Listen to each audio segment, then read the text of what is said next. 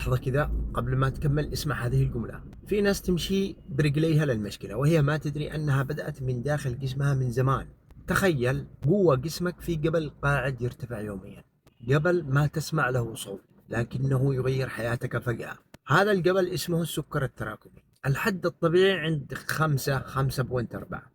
إذا كان هنا أمورك تمام، جسدك مرتاح والقرية اللي تحت الجبل آمنة. بس لما يبدأ الجبل يطول ويصير 7 أو 8، في ناس عندهم يصير لحد 15 و14.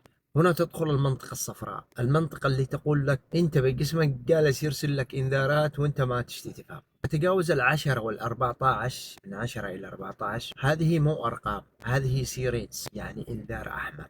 يعني الجبل بيطيح على رؤوس اللي تحت، قلبك، كبدك، أعصابك، كلهم بخطر. والحقيقة الصادمة، الجبل ما يكبر لحاله، أنت اللي تبنيه لقمة بلقمة، عادة بعادة. كل ما عليه جسمك يصرخ خليني على 5.4، وأنت الوحيد اللي يقدر يقول للجبل قف.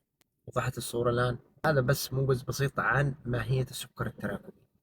هو عبارة عن جبل في جسمك، يعني بالآخر جبل في جسمك أنت تقدر تخليه عند حد. الأطباء حددوه عند 5.4. إذا زاد هذا الجبل عن حده وما حاولت إنك تصفيه وتنقيه، راح ينهد على أعصابك، على قلبك، على أعضائك، على عيونك، وأنت خبر بنفسك.